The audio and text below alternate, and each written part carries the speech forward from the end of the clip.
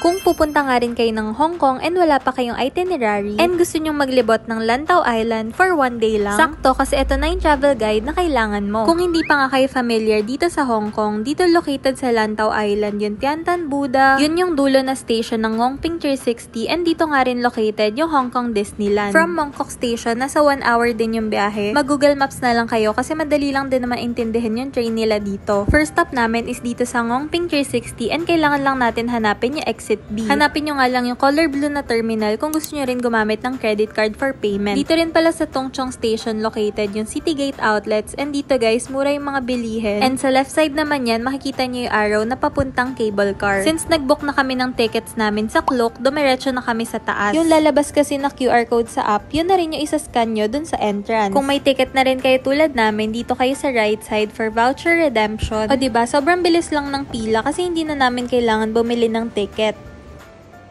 Sa cabin naman, meron kayong 3 options, yung Standard, Crystal Cabin, and Crystal Plus Cabin. Standard lang yung pinili namin kasi nakakatakot naman, 'di ba, kapag ka-glass yung floor. Sobrang taas din kasi nito and nasa 25 minutes pa yung biyahe. Dito nakita namin yung Hong Kong Airport. Kung di naman kayo matatakotin sa height, sulit din talaga kumuha ng Crystal Cabin. Pero expect nyo pa rin na medyo maalog na ganyan yung cable car. Mahangin din kasi hindi siya fully enclosed.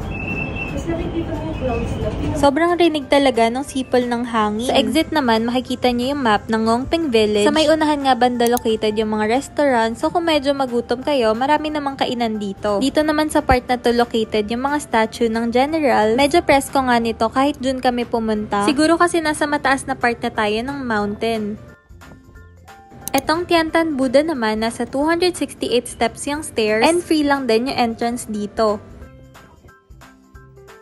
In fairness medyo nakakapagod din umakyat dito kaya magbaon na lang kayo ng tagatulak nyo. Check out nyo na lang, ilalagay ko sa yellow basket yung link. Grabe guys, so far talaga pala sa laki nitong Tian Tan Buddha. Kaya pala sa cable car pa lang, kitang-kita na siya. Tapos dito, tanaw nyo na rin pala yung Polin Monastery. Pagbaba naman ng cable car, same QR code pa rin yung ipepresent nyo and ito pala yung schedule nila.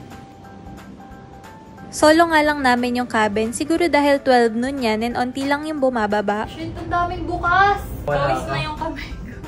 Mas maalog nga yung cabin namin nung pababa. Siguro kasi mas magaan kami. Pero worth it naman kasi sobrang dami naming pictures and videos niyan.